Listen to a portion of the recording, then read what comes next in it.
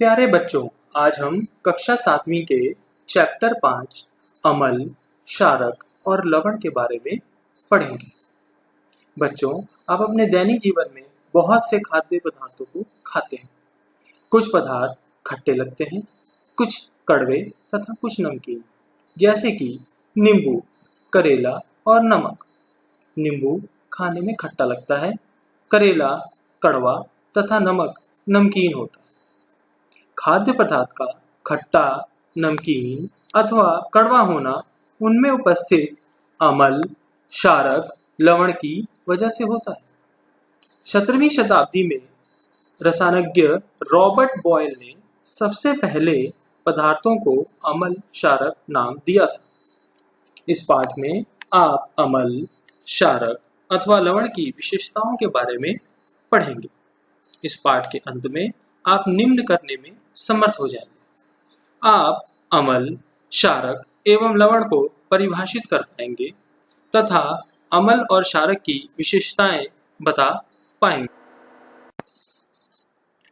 अम्ल अथवा एसिड शब्द की उत्पत्ति लैटिन शब्द एसेर से हुई है, जिसका अर्थ है खट्टा। पदार्थ जो खाने में खट्टा लगे वह अम्लीय प्रकृति का होता है, जैसे दही, नींबू का रस, सिरका, खट्टे फल इत्यादि। इस स्लाइड में आपको कुछ सोर्सेज यानी कहाँ से हमें एसिड अम्लीय पदार्थ प्राप्त होते हैं वो दिखाए गए, जैसे टमाटर, अंगूर, नींबू, विनेगर यानी कि सिरका, एप्पल इत्यादि।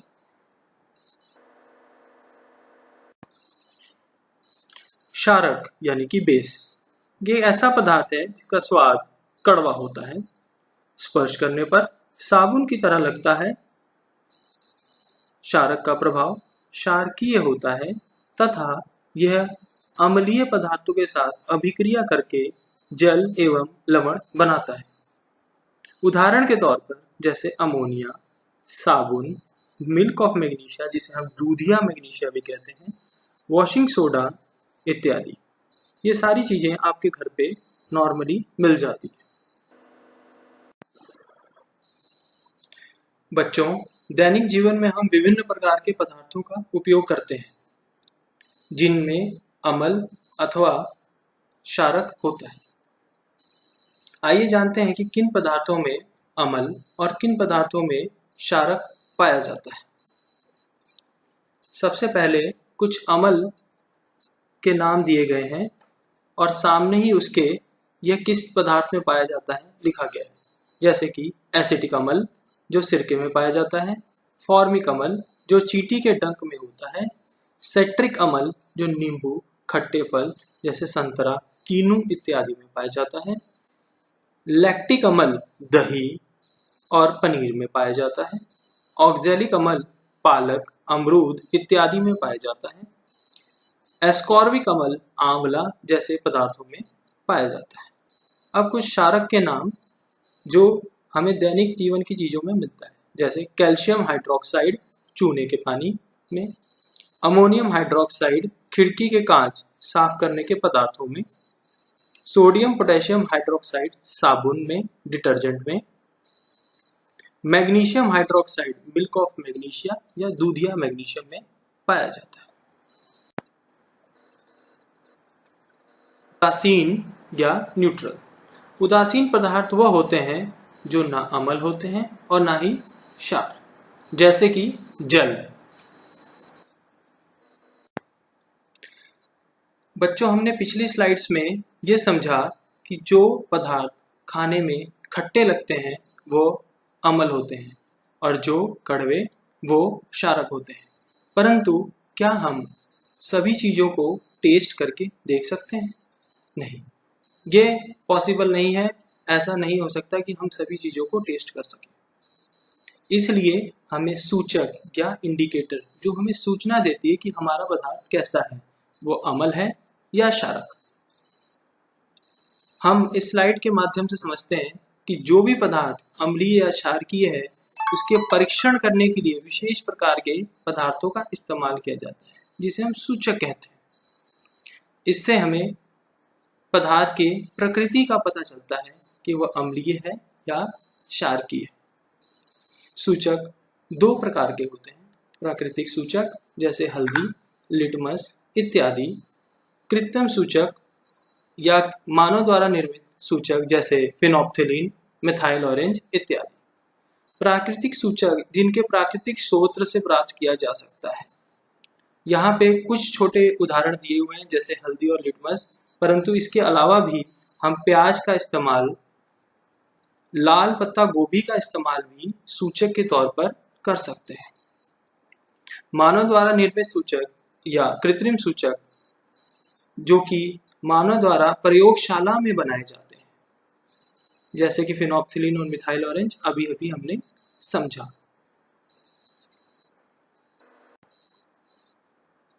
आइए अब हम जानते हैं लिटमस जो कि एक प्राकृतिक सूचक है उसके बारे में। लिटमस एक प्राकृतिक सूचक है। यह जल में घुलनशील होता है। यह एक प्रकार का रंग जिसे हम लाइकेंस या लीचेन से प्राप्त करते हैं। यह सूचक मुख्यतः लाल रंग में उपलब्ध होता है, परंतु हमें लैब में दो रंगों में यह उपलब्ध कराया जाता है, नीला तथा लाल। अम्ल होने पर नीला लिटमस पेपर लाल रंग में परिवर्तित हो जाता है, जबकि क्षार के होने पर लाल लिटमस पेपर नीले रंग में परिवर्तित हो जाता है, जैसा कि आप इस पिक्चर में भी देख पा रहे हैं।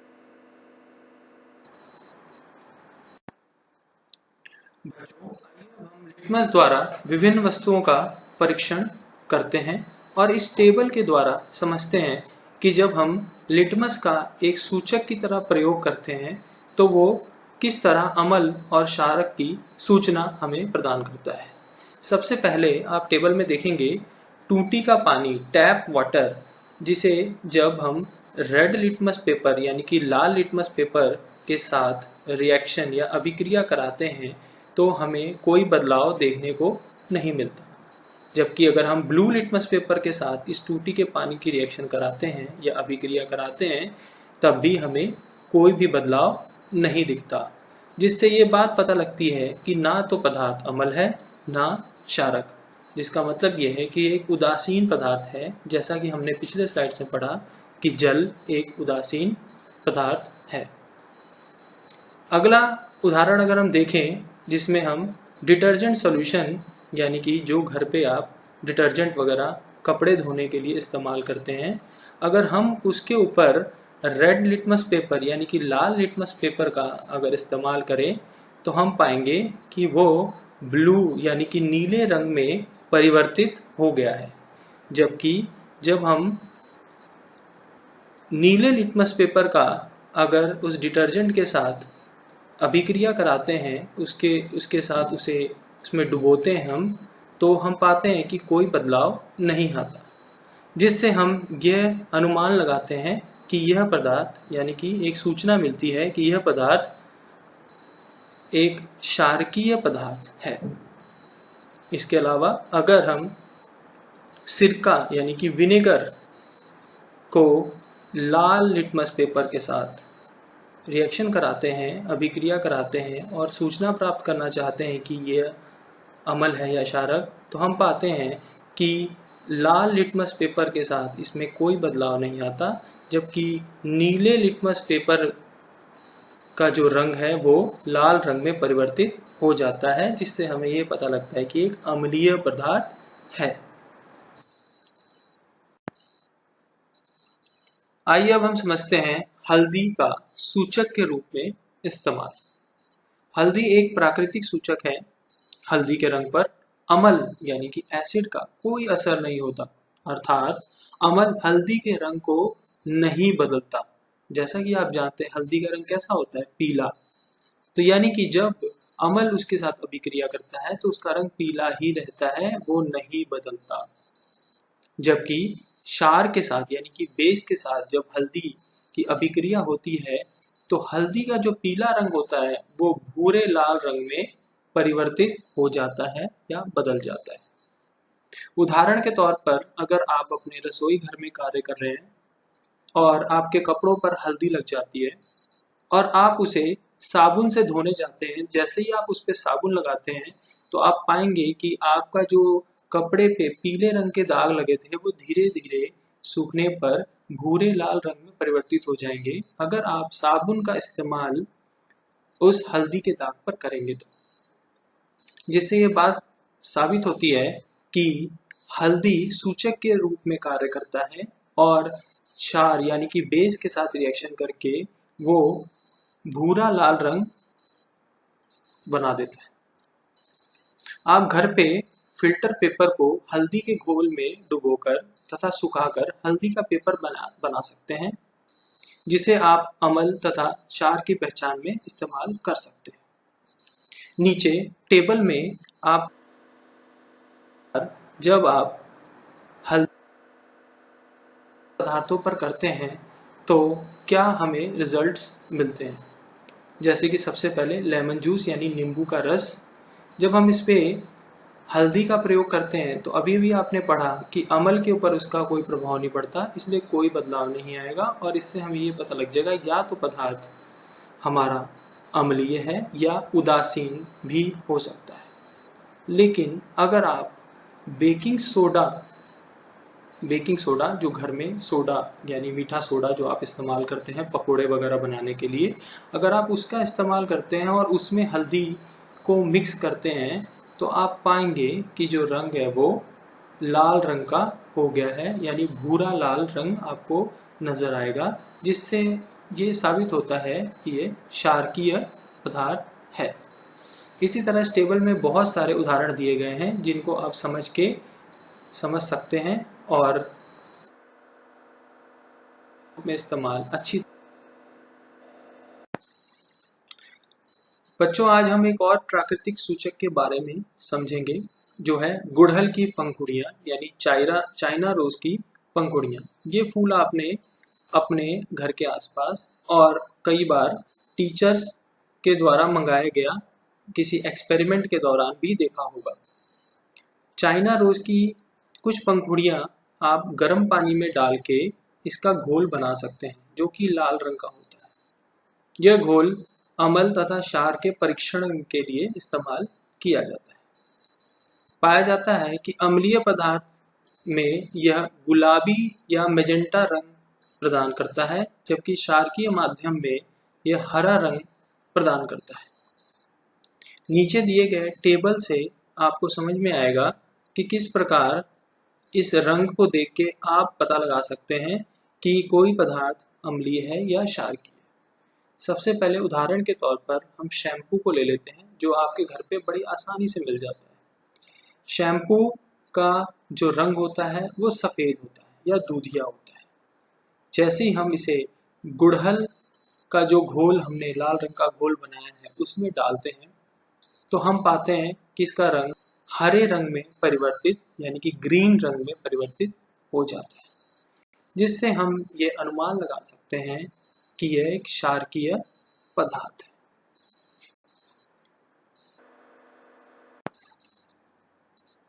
उदासीनीकरण अभिक्रिया या न्यूट्रलाइजेशन रिएक्शन। उदासीनीकरण अभिक्रिया में अम्ल तथा क्षार क्रिया करके जल तथा लवण बनाते हैं। यह अभिक्रिया नीचे दिए गए चित्र से आप समझ सकते हैं, जिसमें हमने एक साइड अम्ल लिया है और दूसरी तरफ हमने क्षार लिया है। जब हम दोनों को आपस में बराबर मात्रा में मिलाते हैं तो जल तथा लवण बनता है। इस अभिक्रिया के दौरान बहुत ऊष्मा उत्पन्न होती है तथा जो लवण बनता है वह अम्लीय, क्षारकीय या उदासीन हो सकता है। नीचे रिएक्शन के माध्यम से, अभिक्रिया के माध्यम से भी दिखाया गया है कि किस प्रकार अम्ल यानी कि एसिड, बेस यानी कि क्षार को आपस में अभिक्रिया कराकर जल तथा सॉल्ट यानी कि लवण बनता है। बच्चों, अब हम अपने दैनिक जीवन में उदासीनीकरण अभिक्रिया का महत्व अलग अलग उदाहरणों के द्वारा समझेंगे। सबसे पहला उदाहरण हम लेते हैं अपचन का। अपचन मतलब कि खाना ठीक से डाइजेस्ट नहीं हो पाना, पेट में दर्द होना, अति अम्लता की परेशानी होना, जो कि आप दैनिक जीवन में अपने घरों में भी देखते हैं। अपच के दौरान पेट के अंदर बहुत अधिक अम्ल का उत्पादन होता है। वैसे हमारे पेट में HCl हाइड्रोक्लोरिक अम्ल का उत्पादन होता है, परंतु जब वो बहुत अधिक हो जाता है, इसके परिणाम स्वरूप अति अम्लता एसिडिटी हो जाती है। पेट दर्द दूर करने के लिए हम क्षारीय पदार्थ का इस्तेमाल करते हैं, यानी कि हम किसी क्षारीय पदार्थ को घोल बना के पीते हैं या लेते हैं ताकि हमारे पेट की अति अम्लता खत्म हो जाए। उदाहरण के तौर पर मिल्क ऑफ मैग्नीशिया या इनो, जो कि आप नॉर्मली अपने घर पे इस्तेमाल करते हैं, इससे हमारे पेट की अम्लता एसिडिटी खत्म होती है। पेट में उदासीनीकरण अभिक्रिया होती है और इस अभिक्रिया की वजह से, जैसे कि आप जानते हैं कि HCl हाइड्रोक्लोरिक अम्ल एक अम्ल है और हम उसे उदासीन करने के लिए, न्यूट्रलाइज करने के लिए मिल्क ऑफ मैग्नीशिया या इनो, जो कि एक क्षारक है, उसका इस्तेमाल करते हैं और इससे हमें अति अम्लता में राहत मिलती है। इन पदार्थों को हम एंटासिड्स भी। आइए एक और उदाहरण के जरिए हम उदासीनीकरण का दैनिक जीवन में महत्वपूर्ण उपयोग देखते हैं। अम्लीय मृदा का उपचार। पौधों को वृद्धि करने के लिए उदासीन मृदा की आवश्यकता होती है, यानी कि न्यूट्रल मृदा की, जो कि ना अम्लीय हो ना क्षारकीय हो, परंतु उर्वरक का अति इस्तेमाल करने की वजह से मृदा अम्लीय बन जाती है। इसके उपचार के लिए हमें मृदा में चूना, कैल्शियम ऑक्साइड का छिड़काव करना होता है, जिससे वो दोबारा उदासीन हो जाए और पौधे आसानी से उसमें उग पाए। चींटी के डंक का उपचार। बच्चों, हमने पिछली स्लाइड्स में पढ़ा कि चींटी के डंक में फॉर्मिक अम्ल होता है। फॉर्मिक अम्ल एक अम्लीय पदार्थ है और जिसे उदासीन करने के लिए हमें किसी क्षारक का इस्तेमाल करना चाहिए, जैसे कि यहाँ पर दिया गया है सोडियम हाइड्रोजन कार्बोनेट, यानी खाने का सोडा। जैसी चींटी जहाँ पर भी आपको काटे या डंक मारे, आप अगर वहाँ पर सोडियम हाइड्रोजन कार्बोनेट का घोल लगा देते हैं तो वो क्षारक उस अम्ल को उदासीनीकरण अभिक्रिया की वजह से उदासीन कर देगा, जिससे आपको डंक से राहत मिल जाएगी और उसका हम उदासीनीकरण अभिक्रिया को एक और दैनिक जीवन के उदाहरण से समझ सकते हैं, जो कि है कारखानों से निकले अपशिष्ट का उपचार।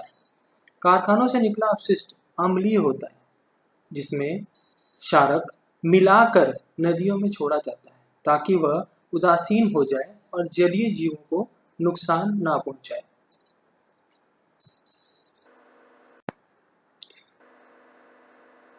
इसको जरूर ओपन करके देखें और खेल खेल में अपने इस पाठ को अच्छी तरह और समझें। धन्यवाद।